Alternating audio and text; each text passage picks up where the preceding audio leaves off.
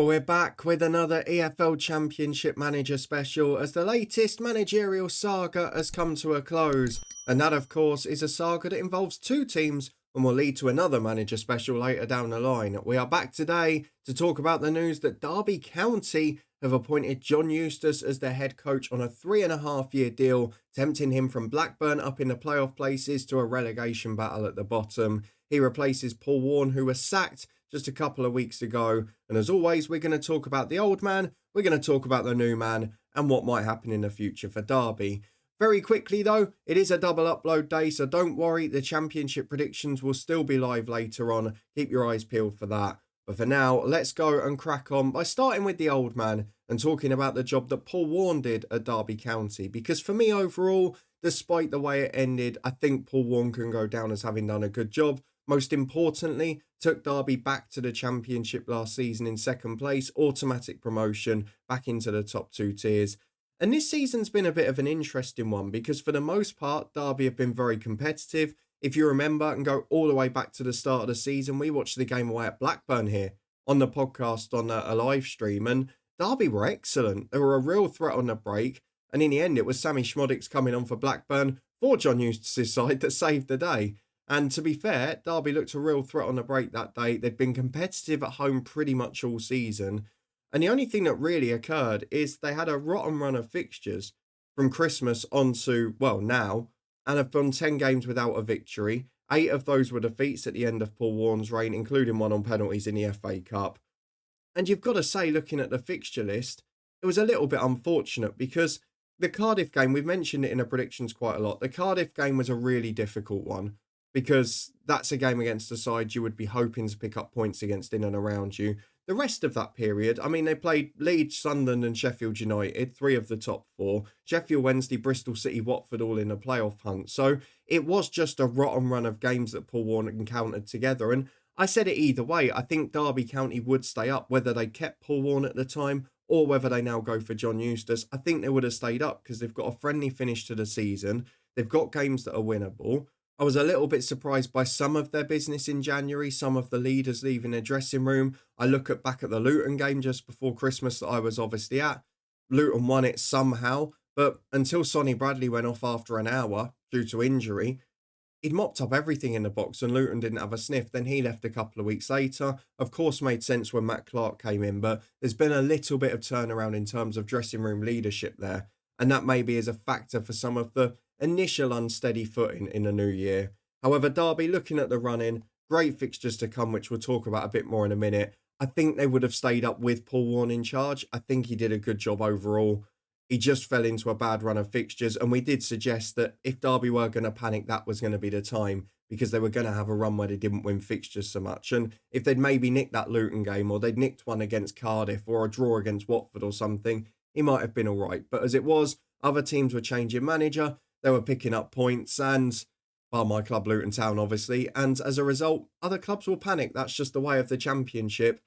But what we certainly can't doubt, after Paul Warne does a good job and moves on, is the level of the replacement. And I liken it a little bit to the Oxford United one. Maybe a little bit of surprise that the manager has gone and perhaps departed a club when he does, but not surprised at the quality of the replacement, because much like there with Gary Rowett, another man Derby fans will know, here we have got John Eustace, tempted down from playoff chase in Blackburn to get involved in a relegation scrap with Derby County, a job that, in fairness, he's become pretty accustomed to in recent seasons. He had a brief stint at QPR where that was the case. He also had his first season at Birmingham where they were expected to be in trouble, and to be fair, many had tipped Blackburn for trouble this year. And even when you go back to the end of last season where he came in at Blackburn and relegated the club that sacked him, Birmingham, at their expense, which was quite an ironic story. He's got big boots to fill though, because Paul Warne, including his promotion, at a 45% win rate. But let's see what the club have said about the appointment of John Eustace as head coach on a 3.5-year deal.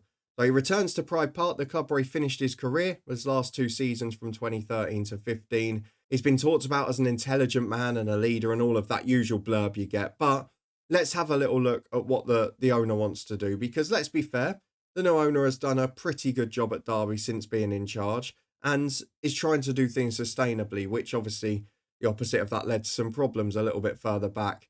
But bonding the supporters, the fans, the players and the staff is going to be a key element here. And they've talked about that a lot. And John Eustace is a man who has gone into difficult situations and done that. At Blackburn, there's always been a lot of resentment towards the ownership. He's been solid there. With Birmingham City, it was an absolute mess for the most part.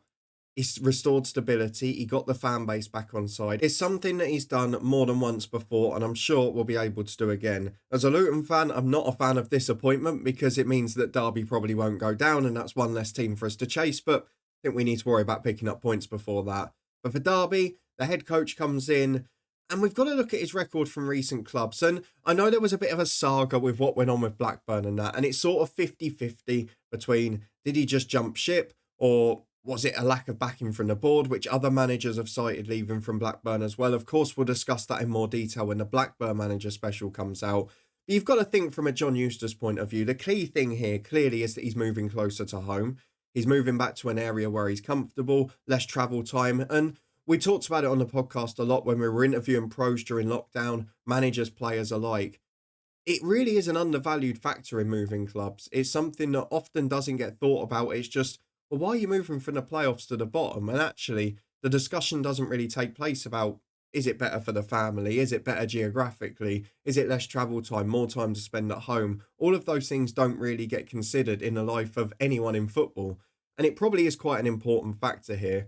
You've also got to bear in mind that while he's in a great position with Blackburn now, at Birmingham a couple of years ago, John Eustace was sacked while in the playoff places. So he's probably looking at the other side and saying, I'm not really going to be rewarded later down the line for being loyal here. And if I don't think I can take Blackburn up via the playoffs or stay in there, then potentially it's not going to be the right thing for me to do because next year I could be in trouble and then it could all go the way of John Dale Thomason. So I can kind of understand, given his recent experiences, particularly with Birmingham, why he wouldn't be loyal. However, it does on paper look a strange move from a footballing point of view, but in terms of ownership and stability, potentially gives him a long-term future if he can keep Derby up this year. He had a 35% win rate at Blackburn, just under 35% at Birmingham, but that first season, they were a really young squad battling relegation, and he was doing a brilliant job before being sacked, and we all know what happened after with Wayne Rooney, etc., etc. Of course, going back a bit further than that, he had his sustained spell at Kidderminster where he did a really good job back in, 2016, 2017. So John Eustace is a man who has always impressed generally. There is a debate to be had around the style of football. I know it was something that Paul Warne at times got criticised for at Derby, but we mentioned those early away games in the season, and then after that, they did try and shore things up a little more. But John Eustace has had much the same criticism. At both of the clubs he's been at in the Championship for a longer time, he's had brilliant home records with both Birmingham and Blackburn, but generally has struggled on the road, perhaps to a lesser extent at Blackburn than Birmingham, but generally still far poorer than their home form and the sides that were chasing the top six. But that's not going to be a worry for Derby at the moment. They've had a poor away record most of this season too. For them, it's about finding a way to pick up points at home and getting themselves out of trouble. I don't think there's going to be any pressure from the Derby board to make it a pretty survival. It's just going to be, please stay up at whatever cost it is. And then from next year, you can look at building the team and see an improvement as you go along. And I think that will happen with John Eustace. So long as they can survive this year, I think the future's pretty prosperous for Derby. And hopefully next season, if they have a sticky run, they will stick with the manager because they'll know he's got significant Championship experience and has done really well in those spells. One of the things that I do find quite interesting about this move is, well, in 2 weeks' time, we're going to have a bit of fun, aren't we? Or 3 weeks' time, in fact, because Derby County host Blackburn Rovers in John Eustace's fourth game in charge. But the immediate concern is about picking up points. They're coming towards the end of what I called that rotten run on paper. QPR, Millwall, Middlesbrough, Blackburn, Coventry, they are those sides chasing the top. However, you look at the finish to the season that John Eustace has got. Plymouth away, Preston, Swansea, yes, Burnley, but then Pompey, Luton Town, Hull and Stoke the last two games as well. Those final sort of, 9 games of the season, they're only playing two sides that are currently in the top half in Burnley and West Brom. Otherwise, it's all sides in and around them that they will be competing with to try and survive, particularly in the case of Hull, Luton and Plymouth, who are probably 3 of the other realistic relegation candidates. So in terms of timing, and it's something we've talked about a lot this season, ownership's being sensible with the timing of their appointments, coming into a run of fixtures that might be more winnable. I do think that John Eustace has got a great chance, and I still think they would have had a chance under Paul Warne for the same reason, because they've got those fixtures near the end where if they win, they're not just gaining ground themselves, they're stopping their opponents picking up points, and that's going to be pivotal. Might even have the chance to drag one or two surprise names back into it. But it is going to be about both being competitive at home, turning those draws into victories. We've said it all season about Derby. They've only scored 33 goals. They are one of the lowest scorers in the division, and while their defensive record by the sides at the bottom standards isn't abysmal, away from home they have had more troubles.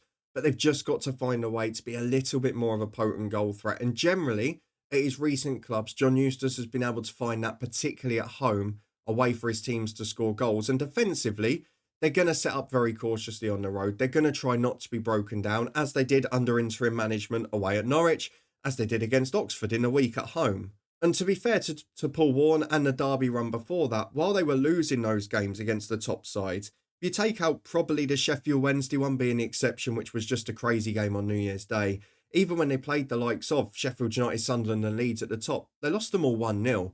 They weren't getting completely carved to shreds. They just didn't have enough of a goal threat and were maybe a little bit fearful of being beaten. If John Eustace can just turn that screw 10 or 20%, you might see Derby pick up enough points, particularly against some of those poorer teams in the division where you can maybe take a chance and not be punished every time. So in terms of John Eustace, the two questions we normally ask at the end is, will he succeed at his new club and will he see out his contract? Now, it's very rare a Championship manager sees out their contracts, and given that John Eustace has been sacked from a great position and left a great position in the last few years, it would be hard to argue that he'll see out 3.5 years, but he's got a chance of being there for a significant spell, certainly the whole of next season and part of this, and who knows, given the area he's moving to again, might be able to settle for the longer term and build Derby sustainably, so long as there's patience and backing. In terms of the more immediate though, the big question is, can Derby County stay up this year? And my answer is, well yeah, there's no reason they can't. But the problem that we're starting to see, and it's one that I'm looking at as a Luton fan as well, is I'm actually starting to think, bar the bottom 5, pretty much everyone else is starting to pick up. There's only really 7 teams in the race now. Swansea, just as I thought they were dropping in, got that win at Bristol City last weekend. Pompey are starting to look decent at home. Stoke City under Mark Robins, improved performances for the most part in recent weeks. And Cardiff just starting to drift again, but had a good recent run. So I think personally it's 3 from 5 down there. And I think John Eustace means that it might even be 3 from 4, because I think he keeps Derby County up. I know they've not got the biggest goal threat, and we've discussed it a lot in this episode. I think he'll find a way to find goals in the team. And I don't think they're going to need to be high scoring, because I think defensively he'll keep them just as robust. And when they're not playing the top teams, those conceding 1 or 2 a game will probably turn into none on a lot of those occasions. So I'm not particularly worried about Derby going down. I wasn't before, even when they dropped into the relegation zone. I think they stay up, maybe not comfortably, but probably by 3 or 4 points, maybe with a game or 2 to spare. And then I think it's all about the summer and next season. Can Derby have that year next year where they just build into sort of a comfortable, stable mid-table season? A bit like we're talking with the likes of QPR and Sheffield Wednesday now. Can they just have a season where they've not got to look over their shoulder? That's going to be the big question for John Eustace. Can he do that? And then will he be the man beyond that to lead them towards the playoff charge in future years if they get the backing at the club? That's all for the future, but it's not important what I think, is it? Derby County fans, Championship fans, what do you make of this appointment and the little saga of John Eustace dropping down the table to move closer to home? Do you think he'll succeed at Derby and keep them up? Will he stay in a job if they go down? You would imagine with a contract till 2028, they've probably had that discussion and have agreed to keep him on. But do you think that will need to be a worry, or will they stay up and prosper in the future under John Eustace? Blackburn fans, I know you're unhappy at the moment. We'll address your one when you get a new manager in. But for now, if you did enjoy this episode, please do chuck a thumbs up on it. Remember to subscribe and turn that notification bell on, and return later today for a very sniffly Championship predictions looking ahead to match week 33. We'll discuss Derby's weekend fixture and Blackburn's and all the others too. But of course, for now, let us know what you think of the appointment in the comments section. If you're a Luton fan or a fan of any of those other teams at the bottom, are you as worried as I am about this appointment? Give us your thoughts, and we'll see you again later today as we return for more Championship predictions.